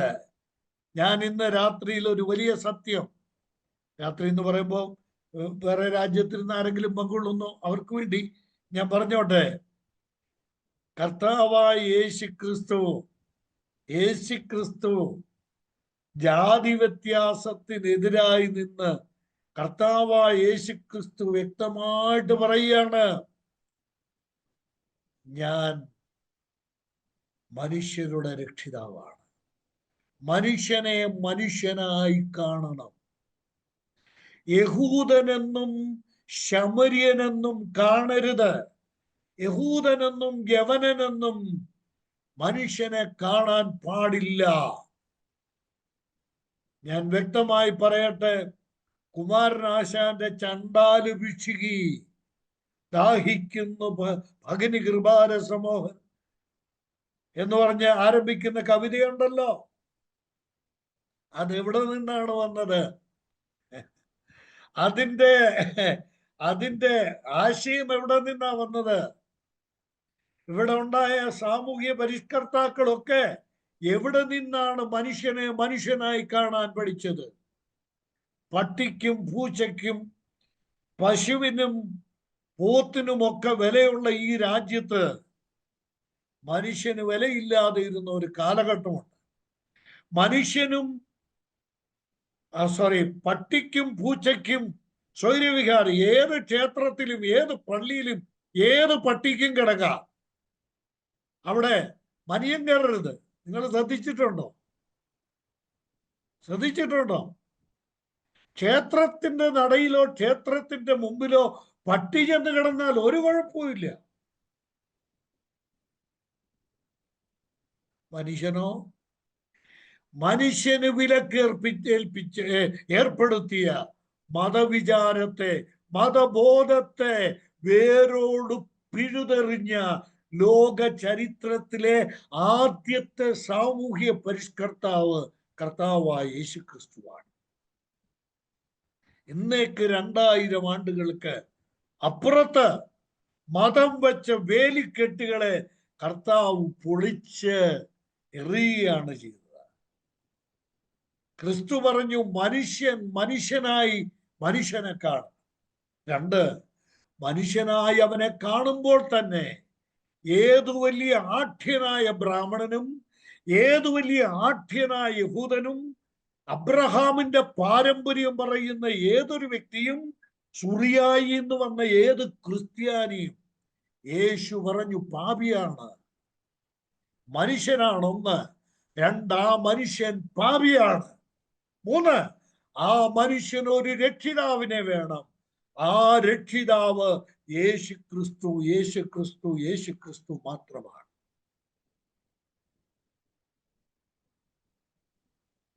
ഇതാണ് കർത്താവായ യേശു ക്രിസ്തു ബൈബിൾ വിളംബരം ചെയ്യുന്ന സുവിശേഷ യാഥാർത്ഥ്യം. ഇനി നോക്കുക, ഇപ്പോൾ നമ്മള് പ്രധാനമായിട്ടും 3 സംഭവങ്ങൾ ഇപ്പോൾ നമ്മൾ കണ്ടു അല്ലേ? 1, നല്ല ശമര്യൻ. 2, യേശുക്രിസ്തു ശമരിയിൽ ചെന്നപ്പോൾ സ്വർഗത്തിൽ നിന്ന് തീയിറക്കാൻ ശ്രമിച്ചപ്പോൾ പറഞ്ഞു, ഞാൻ ഇവരെ രക്ഷിക്കാൻ വന്ന രക്ഷിതാവാണ്, അവരെ നശിപ്പിക്കുവാൻ വന്നവനല്ല, സംഹാരമല്ല എന്റെ അവതാരോദ്ദേശം. എന്റെ അവതാരത്തിന്റെ ലക്ഷ്യം സംഹാരമല്ല, സംരക്ഷണമാണ്. യേശു കർത്താവ് വ്യക്തമാക്കി. 3 നമ്മൾ കണ്ടു, ശമരിയ മണ്ണിൽ കർത്താവായ യേശു ചെന്നിട്ട് ആ ശമരിയ പട്ടണത്തിലെ ഏറ്റവും ഹീനപാപിയെ കർത്താവായ യേശു ക്രിസ്തു ജീവന്റെ ജലം നൽകി അവൾക്ക് നിത്യജീവൻ നൽകുന്ന അനുഗ്രഹീതമായ യാഥാർത്ഥ്യമാണ് ഈ 4-ാം അധ്യായത്തിൽ രേഖപ്പെടുത്തി. ഇനിയും ഇതിനപ്പുറത്തോട്ട് ഞാൻ ഒരു സ്റ്റെപ്പ് കൂടെ മുന്നോട്ട് പോകാനായിട്ട് ആഗ്രഹിക്കുകയാണ്. എന്താ? ലൂക്കോസ് സുവിശേഷകൻ തന്നെ എഴുതിയ മറ്റൊരു പുസ്തകമുണ്ട്. ലൂക്കോസ് എഴുതിയ ബൈബിളിലെ 2-ാമത്തെ ഒരു പുസ്തകമുണ്ട്. അതേതാ? അപ്പസ്തലന്മാരുടെ പ്രവൃത്തികളാണ്. അപ്പസ്തലന്മാരുടെ പ്രവൃത്തികൾ എഴുതിയത് ലൂക്കോസാണ്. ആ ലൂക്കോസ് ആ ചരിത്രം എഴുതുമ്പോൾ കർത്താവായ യേശു ക്രിസ്തു പറഞ്ഞ അന്ത്യ നിയോഗം യേശുക്രിസ്തു പറഞ്ഞതുപോലെ തന്നെ അക്ഷരം വിടാതെ ലൂക്കോസ് രേഖപ്പെടുത്തിയിട്ടുണ്ട്. ഞാനത് ഒന്ന് ഉദ്ധരിക്കാം. 1:8 അപ്പോസ്തലന്മാരുടെ പ്രവൃത്തികൾ 1:8 എല്ലാവർക്കും അറിയാം അല്ലേ? പരിശുദ്ധാത്മാവ് നിങ്ങളുടെ മേൽ വരുമ്പോൾ ശക്തി ലഭിച്ചിട്ട് യെരൂശലേമിലും യഹൂദ്യയിലെല്ലായിടത്തും വിട്ടില്ല, അടുത്ത് ശമരിയിൽ പോണം, ഭൂമിയുടെ അറ്റത്തോളം. യേശു വ്യക്തമായി പറഞ്ഞു, ശമരിയ ഒഴിവാക്കാൻ പാടില്ല. നിങ്ങൾ എന്റെ സാക്ഷികളാകണം. എവിടെ? ശമരിയിൽ നിങ്ങൾ എന്റെ സാക്ഷികളാകണം. സ്തോത്രം. യേശു കർത്താവിന്റെ കൺസേൺ, യേശുക്രിസ്തുവിന്റെ ആ താല്പര്യം നോക്കണം. ആ ജനതയോടെ ഒരൊറ്റ വ്യക്തിയും അവഗണിക്കപ്പെടാൻ പാടില്ല. സുവിശേഷത്തിന്റെ പരിധിയിൽ ഒരു വ്യക്തിയും ആഢ്യനെന്നും അനാഢ്യനെന്നുമില്ല. ഉന്നത കുലജാതനെന്ന് ഇപ്പം പ്രധാനമായിട്ട് സംസാരിക്കുന്ന ഒരു വാക്കാണല്ലോ. ഉന്നത കുലജാതനെന്നും ഹീനജാതനെന്നും വ്യത്യാസമില്ല. ബ്രാഹ്മണനാണെങ്കിലും ചണ്ടാളനാണെങ്കിലും യേശു പറഞ്ഞു സുവിശേഷം അവർക്ക് വേണം. എന്നെ അവർക്ക് വേണം. അവരുടെ അടുക്കൽ നിങ്ങൾ ചെല്ലണം.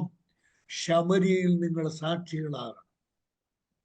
നോക്കണം, ഈ കർത്താവായ യേശുവിന്റെ നിയോഗം ഏറ്റെടുത്തുകൊണ്ട്, ഞാൻ പെട്ടെന്ന് അത് പറഞ്ഞ അതിനപ്പുറത്തോട്ട് അങ്ങ് പറഞ്ഞു പോവാം. നോക്കണം, അപ്പോസ്തലന്മാരുടെ പ്രവൃത്തികൾ 8-ാം അധ്യായത്തിന്റെ 5-ാം വാക്യം ഒന്ന് നോക്കാമോ? അപ്പോസ്തലന്മാരുടെ പ്രവൃത്തികൾ 8-ാം അധ്യായത്തിന്റെ 5-ാം വാക്യം. ഫിലിപ്പോസ് ശമര്യ പട്ടണത്തിൽ ചെന്ന് അവരോട് ക്രിസ്തുവിനെ പ്രസംഗിച്ചു. ദൈവത്തിന് സ്തോത്രം. ഫിലിപ്പോസ് ചെയ്ത അടയാളങ്ങളെ മതി സഹോദരി, നമുക്ക് താഴോട്ടുള്ളതൊക്കെ വായിക്കുകയും പഠിക്കുകയും ചെയ്യേണ്ടത്. എന്താ? ഫിലിപ്പോസ് ശമര്യ പട്ടണത്തിൽ ചെന്നു. ഫിലിപ്പോസ് എന്ന യഹൂദൻ, തനി യഹൂദൻ, ശമര്യ പട്ടണത്തിൽ ചെന്നു യേശു ക്രിസ്തുവിന്റെ സാക്ഷിയായി സുവിശേഷത്തിന്റെ സാക്ഷ്യം അവിടെ വഹിച്ചു ക്രിസ്തുവിനെ പ്രസംഗിച്ചു. സ്തോത്രം. ഞാൻ ഈ സംഭവത്തിന്റെ അടുത്ത ഘട്ടം കൂടെ ഒന്ന് പറഞ്ഞിട്ട് നമുക്ക് മടങ്ങി വരാം ഈ അധ്യായത്തിലേക്ക്. തുടർന്ന് എന്താ നടക്കുന്നതെന്നറിയാമോ? അവിടെ വലിയ ആത്മീയ ഉണർവുണ്ടായി. നിരവധി ആളുകൾ യേശുക്രിസ്തുവിനെ കർത്താവും രക്ഷിതാവുമായി സ്വീകരിച്ചു. ഫിലിപ്പോസിനെ വിശ്വസിച്ച അനേക ആളുകൾ സ്നാനപ്പെട്ടു. അവർ സ്നാനപ്പെട്ട് കഴിഞ്ഞപ്പോൾ യെരൂശലേമിൽ നിന്ന് പത്രോസും യോഹന്നാനും ശമരിയിൽ വന്നു. ഫിലിപ്പോസ് മാത്രമല്ല, അപ്പോസ്തലന്മാരിൽ അഗ്രഗണ്യനായ ഒന്നാമനായ പത്രോസ് അവിടെ വന്നു. എന്താ കാര്യം? സ്വർഗരാജ്യത്തിന്റെ താക്കോല് കൊണ്ട് ശമരിയക്കാർക്കും സ്വർഗരാജ്യത്തിന്റെ വാതിൽ തുറന്നു കൊടുക്കുവാൻ പത്രോസ് അവിടെ എത്തി. അങ്ങനെ ശമരിയരെ ജാതി വ്യത്യാസം കൂടാതെ ക്രൈസ്തവ മാർഗത്തിലേക്ക്, ക്രിസ്തു സഭയിലേക്ക് സ്വാഗതം ചെയ്ത് അവരോടൊരുമിച്ചിരുന്ന് യേശുവിന്റെ മാതൃക, അവരുടെ പക്കൽ നിന്ന് വെള്ളം വാങ്ങി കുടിക്കാൻ, അവരോടൊരുമിച്ച് ഭക്ഷിക്കുവാൻ, അവരോടൊരുമിച്ച് അവരുടെ വീടുകളിൽ താമസിക്കുവാനുള്ള ക്രൈസ്തവീകത സ്ഥാപിക്കപ്പെട്ടത് നാം ഇവിടെ കാണുക. കർത്താവ് നമ്മെ സഹായിക്കട്ടെ പ്രിയപ്പെട്ടവരെ.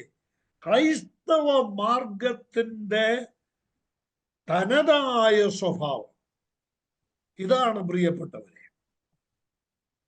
ഇപ്പോഴും എന്ത് ചെയ്യുകയാണ് ഓരോരുത്തരൊക്കെ? ഞാൻ അതൊക്കെ പറയാൻ പോയാൽ അത് അല്പം രാഷ്ട്രീയമൊക്കെ അതിനകത്ത് വരാൻ സാധ്യതയുണ്ട്. ഞാൻ അതുകൊണ്ട് അവിടോട്ടൊന്നും പോകുന്നില്ല. എന്നാൽ വളരെ വിനയത്തോടെ എൻ്റെ പ്രിയപ്പെട്ടവരോട് ഞാൻ പറയട്ടെ, ജാതിക്കതീതമായ ഒരു മഹത്തായ മാർഗത്തിലാണ് ഞാനും നിങ്ങൾ നിൽക്കുന്നത്. അതിൻ്റെ ഉദാത്തമായ മാതൃക, ഉത്തമമായ മാതൃക, അനുകരണീയമായ മാതൃക നമ്മൾക്ക് നൽകിയത് നമ്മുടെ നാഥനാണ്, നമ്മുടെ കർത്താവാണ്. എല്ലാവരെയും സമഭാവനതയോടെ, സമവീക്ഷണം നമ്മൾക്ക് കർത്താവായ യേശു നൽകുകയാണ്. ഞാന് വിനയത്തോടെ പറയട്ടെ, കാലം പാപം നിമിത്തം മനുഷ്യനെ പല വിധത്തിലൊക്കെ വേലി കെട്ടിത്തിരിക്കുന്നുണ്ട്. അതാണ് യഹൂദനും ശമര്യനും തമ്മിൽ വന്ന ആ വിഭാഗീയത എന്ന് പറയുന്നത് അതാണ്. എന്നാൽ കർത്താവായ യേശു ക്രിസ്തു ആ വിഭാഗീയതയ്ക്ക് അറുതി കുറിച്ചുകൊണ്ട് കർത്താവായ യേശു യഹൂദനെയും പുറജാതി അഥവാ ശമര്യരെയും മറ്റും ബന്ധിപ്പിക്കുകയും യോജിപ്പിക്കുകയും ചെയ്തു. പാപമതത്തിന്റെ സ്ഥാനത്ത് വെളിപ്പെട്ടു വരും, സംശയമില്ല. 1 തീമോഥെയോസ് 5-ാം അധ്യായത്തിന്റെ 24-ാം വാക്യത്തിൽ ചിലരുടെ പാപങ്ങൾ ക്രമേണയെ തെളിയൂ എന്ന് പൗലോസ് പറയുന്നു. ശലോമോൻ ചെയ്ത പാപം അതിൻ്റെ സമ്പൂർണമായ തലത്തിൽ അത് ക്രമേണ ലോകം കാണുകയായിരുന്നു. ഈ ശമരിയ ജാതിയിലൂടെ അവർ കാണുകയായിരുന്നു. എന്നാൽ ഒരു വസ്തുത ഓർത്തോണം, റോമാലേഖനം 5-ാം അധ്യായം, സ്തോത്രം, പാപം പെരുകിയിടത്ത് കൃപ അത്യന്തം വർദ്ധിച്ചു. ഏതു ഹീനപാപിയെയും കർത്താവായ യേശു രക്ഷിക്കും. ഏതു പാപിയെയും കർത്താവ് സ്നേഹിക്കുന്നു. ഈ പശ്ചാത്തലത്തിൽ വേണം, ഈ ചരിത്ര പശ്ചാത്തലം ഉൾക്കൊണ്ടുകൊണ്ട് വേണം യോഹന്നാൻ എഴുതിയ സുവിശേഷം 4-ാം അധ്യായം നമ്മൾ പഠിക്കാൻ, ആ അധ്യായത്തിലേക്ക് നമ്മുടെ ചുവടുകൾ വയ്ക്കാനായി. ഇതിന്റെ 1 മുതൽ 6 വരെയുള്ള വാക്യങ്ങൾ നമ്മൾ കാണുന്നത് കർത്താവായ യേശു ക്രിസ്തു ഈ സുഖാർ എന്ന പട്ടണത്തിൽ ചെല്ലുകയും, ശമരിയ പട്ടണത്തിൽ ചെല്ലുകയും, അവിടെ ഈ ശമരിയാക്കാരിയെ കാണുകയും ചെയ്യുന്ന രംഗമാണ് ഇവിടെ കാണുന്നത്. ഇവിടെ അതിനു മുമ്പ് ഒരു കാര്യം, ഈ ശമരിയ സ്ത്രീയുമായിട്ടുള്ള മുഖാമുഖത്തിന് തൊട്ടു മുമ്പ് ഒരു വസ്തുത നമ്മൾ ഇവിടെ നിന്ന് ഒന്ന് കണ്ടിട്ട് നമ്മൾക്ക് മുന്നോട്ട് പോകാം. ഇവിടെ നിങ്ങൾ നോക്കിയാൽ കാണാം, യേശു ക്രിസ്തു യഹൂദ്യ ദേശം വിട്ട്, 4-ാം അധ്യായം നോക്കിക്കാണ്ട് 4-ാം അധ്യായത്തിന്റെ പ്രാരംഭ ഭാഗത്ത് യോഹന്നാൻ രേഖപ്പെടുത്തിയിരിക്കുന്ന കാര്യം ഞാൻ വേഗം ഒന്ന് പറഞ്ഞു പോകാം. 1-ാം വാക്യത്തിൽ യേശു യോഹന്നാനേക്കാൾ അധികം ശിഷ്യന്മാരെ ചേർത്ത് സ്നാനം കഴിപ്പിക്കുന്നു എന്ന് പരീശന്മാർ അറിഞ്ഞപ്പോൾ, അത് എന്നിട്ടൊരു ഹൈഫൺ ഇട്ടിട്ടാണ് എഴുതിയിരിക്കുന്നത്, യേശുക്രിസ്തു ആരെ സ്നാനപ്പെടുത്തിയില്ല, ശിഷ്യന്മാർ മാത്രമേ സ്നാനപ്പെടുത്തിയുള്ളൂ. എന്നാൽ 3-ാം വാക്യത്തിലേക്ക് വന്നു, യേശു യഹൂദ്യ ദേശം വിട്ട് പിന്നെയും ഗലീലയിലേക്ക് പോയി.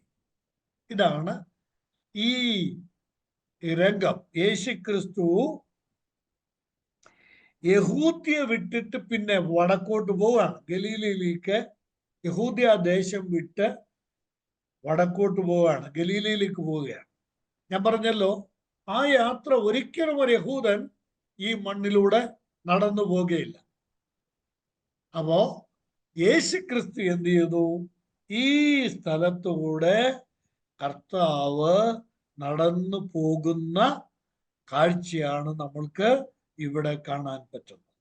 എന്തുകൊണ്ട് കർത്താവ്, ഇതൊരു പ്രധാന ആശയമായിട്ട് ഞാൻ പറയാൻ ആഗ്രഹിക്കുക, എന്തുകൊണ്ടാണ് കർത്താവ് പെട്ടെന്ന് യഹൂദ്യ വിട്ട് ഗലീലയിലേക്ക് പോകാൻ തീരുമാനിച്ചത്? ഗലീലയിലേക്ക് പോകുന്നതിന്റെ കാരണം എന്താ? ഇത് 3-ാം അധ്യായത്തിൽ, യോഹന്നാന്റെ സുവിശേഷം 3-ാം അധ്യായത്തിന്റെ 22 മുതലുള്ള വാക്യങ്ങൾ ഇതിനോട് ചേർത്ത് ചിന്തിക്കണം. 22 മുതൽ 26 വരെ എന്നോട് ചേർന്ന് ചിന്തിക്കണേ.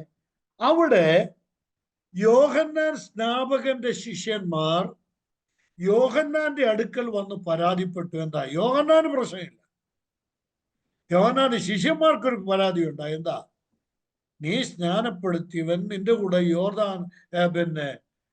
യോർദാനിൽ ഉണ്ടായിരുന്നവൻ, നീ സ്നാനപ്പെടുത്തിയവൻ നിന്നേക്കാൾ അധികം ശിഷ്യന്മാരെ ചേർത്ത് സ്നാനപ്പെടുത്തുന്നു. ഇതാരുടെ പരാതിയാ?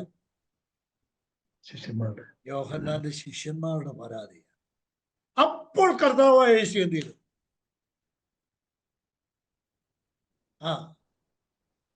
യഹൂദ്യ വിട്ട് ദേശം വിട്ട് ഗലീലയിലേക്ക് പോകാൻ തീരുമാനം. മനസ്സിലായോ? യേശു ക്രിസ്തു ആരുടെയും ശുശ്രൂഷയ്ക്ക് തടസ്സം നിൽക്കുന്നവനല്ല. കേട്ടോ? ചെല്ലു പറയാറുണ്ട്, നമ്മൾ ഏതെങ്കിലും പ്രദേശത്തെ കാണാൻ ചെന്ന് ഇവിടുന്ന് വിട്ട വിശേഷം പറയാൻ ചെന്നാൽ, ഓ ഞങ്ങളുടെ ടെറിട്ടറിയിൽ ഇവർ കയറി ഇവര് ഇവർക്ക് എന്തോ കാര്യം, ഇവിടെ വരേണ്ട വല്ല കാര്യമുണ്ടോ, അവർക്ക് അവരുടെ സ്ഥലത്തെ കാണാൻ നിന്നാ പോലെ. എൻ്റെ പ്രിയമുള്ളവരെ, ഇങ്ങനെയുള്ള സന്ദർഭങ്ങൾ വരുമ്പോൾ നമ്മൾ അവിടെ നിന്ന് വഴക്കിനും വയ്യാവലിക്കും നിൽക്കരുത്. യേശുക്രിസ്തു അവിടെ നിന്ന് അങ്ങോട്ട് മാറിക്കൊടുത്തു.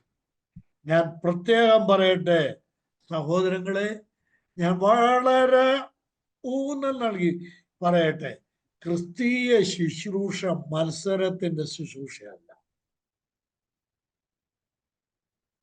അതിന് നമ്മുടെ ഏറ്റവും നല്ല മാതൃക ആരാണെന്നറിയാമോ? നമ്മുടെ കർത്താവായ യേശുക്രിസ്തു. ഇനിയും ഈ ഭാഗത്ത് നമ്മൾ മറ്റൊരു കാര്യം കൂടെ കാണണം. നോക്കിയേ, അവിടെ യേശുക്രിസ്തു യഹൂദ്യ വിട്ട് ഗലീലയിലേക്ക് പോകുന്ന ആ കാര്യം പറയുമ്പോൾ 4-ാം വാക്യത്തിൽ നോക്കിയേ, 4:4 4-ാം വാക്യത്തിൽ യോഹന്നാൻ അപ്പോസ്തലൻ എഴുതിയിരിക്കുന്ന ഒരു വാക്യം കൂടെ വായിച്ചിട്ട് ക്ലാസ് അവസാനിപ്പിക്കാം. സമയമായി കേട്ടോ. അതുകൊണ്ട് അവൻ ശമരിയിൽ കൂടി കടന്നു പോകേണ്ടി വന്നു. അവൻ ശമരിയിൽ കൂടെ കടന്നു പോകേണ്ടി വന്നു. ഹീ മസ്റ്റ്, ഇംഗ്ലീഷിൽ എഴുതിയിരിക്കുന്ന he must needs go through Samaria. ശമരിയിൽ കൂടെ, അതൊരു മസ്റ്റാണ്. He must. യേശുക്രിസ്തു ശമരിയിൽ കൂടെ പോകണമായിരുന്നു. ശമരിയിൽ കൂടെ കർത്താവായ യേശുക്രിസ്തു പോയേ തീരൂ, പോയേ മതിയാവും. അതാണ് പരിശുദ്ധാത്മാവോട് രേഖപ്പെടുത്തിയിരിക്കുന്നത്. കണ്ടോ, ഒരു അനിവാര്യ, ഒരു നെസസിറ്റി, ഒരു മസ്റ്റ്. യേശുക്രിസ്തു ശമരിയിൽ കൂടെ പോയേ തീരൂ. കാരണം ഉത്തരം പെട്ടെന്ന് പറയട്ടെ, എന്തുകൊണ്ടാണ്? ശമര്യരും യേശുവിനെ അറിയണം, ശമര്യരും സുവിശേഷം കേൾക്കണം. ശമര്യർക്കും യേശുവിനെ ആവശ്യം. ഞാൻ ഈ അധ്യായത്തിലെ ഒരു സംഭവം കൂടെ പറഞ്ഞ് ഞാൻ അവസാനിപ്പിക്കും. നിങ്ങളൊന്ന് ചിന്തിച്ച്, എൻ്റെ കൂടെ ചിന്തിച്ചിട്ട് പറയാൻ പറ്റുമെങ്കിൽ നേരിട്ട് പറഞ്ഞു, ഇല്ലെങ്കിൽ മനസ്സിൽ പറഞ്ഞാൽ മതി. എല്ലാവർക്കും പെട്ടെന്ന് ഉത്തരം പറയാൻ പറ്റുന്ന ഒരു കാര്യം, ഈ ഒരു സ്ത്രീ മാത്രമാണോ ഈ യേശുവിൻ്റെ യാത്രയിൽ യേശുവിനെ രക്ഷിതാവായി കണ്ടത്? സ്തോത്രം, സ്തോത്രം. ഈ ജീവന്റെ ജലം കുടിച്ചു കഴിഞ്ഞപ്പോൾ അവൾ നേരെ ഓടി പട്ടണത്തിൽ ചെന്നിട്ട് പറഞ്ഞു, ഒരു പുരുഷൻ എന്റെ ജീവിതം മുഴുവൻ എന്റെ മുമ്പിൽ തുറന്നു വെച്ച ഒരു പുരുഷൻ, അവനൊരു പക്ഷേ പ്രവാചകനായി. ആ ജനമെല്ലാം ഓടി യേശുവിന്റെ അടുക്കൽ വന്നു. എന്നിട്ട് ഒടുവിൽ അവരെല്ലാം കൂടെ ഈ സ്ത്രീയോട് പറയാ, ഇനി നിന്റെ വാക്കുകൊണ്ടല്ല, പിന്നെ ഞങ്ങൾ തന്നെ കണ്ടു അവൻ ലോകരക്ഷിതാവ് എന്നറിഞ്ഞു. ദൈവത്തിന് സ്തോത്രം. ശമര്യ രക്ഷിതാവിനെ അറിയണം. അതുകൊണ്ടാണ് അവൻ ശമരിയിൽ കൂടെ പോകേണ്ടി വന്നത്. അനിവാര്യമായ കാര്യമാണ്. ഇന്ന് രാത്രി നമ്മൾക്ക് ദൈവത്തെ മഹത്വപ്പെടുത്താം.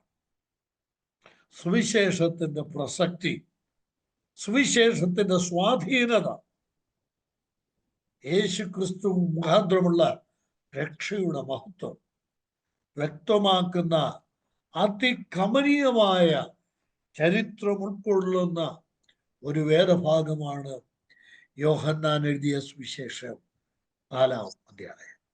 ഈ ചരിത്രവും ആ ചരിത്രത്തോട് ബന്ധപ്പെട്ട് നടക്കുന്ന സംഭവങ്ങളും നമ്മുടെ ജീവിതത്തിൽ സുവിശേഷത്തിന്റെ സ്വാധീനത, ക്രൈസ്തവ മാർഗത്തിന്റെ മഹത്വം എത്ര ഉന്നതമാണ് എന്ന് വെളിപ്പെടുത്തുന്നതാണ്. ഇന്ന് എൻ്റെ ഈ വാക്കുകളെ ശ്രദ്ധിക്കുന്ന പ്രിയപ്പെട്ടവരോട് പറയട്ടെ, ഐത്തം കൽപ്പിച്ച് കർത്താവിന്റെ മാർഗത്തെ മാറ്റി നിർത്തരുത്, യേശുവിനെ മാറ്റി നിർത്തരുത്. യേശു നിന്റെ രക്ഷിതാവാണ്. യേശു നിന്നെ സ്നേഹിക്കുന്നു. നിന്റെ മതമേത്, നിന്റെ ജാതി ഏത്, യേശുവിന് വിഷയമല്ല. നീ ഒരു പാപിയാണ്, നീ ഒരു മനുഷ്യനാണ്. യേശുവിന് നിന്നെ രക്ഷിക്കാൻ കഴിയും. ഇന്ന് രാത്രി കർത്താവിങ്കിലേക്ക്, ഇപ്പോൾ തന്നെ കർത്താവിങ്കിലേക്ക് നോക്കുക. കർത്താവ് നമ്മെ ഈ വചനങ്ങളാൽ അനുഗ്രഹിക്കും.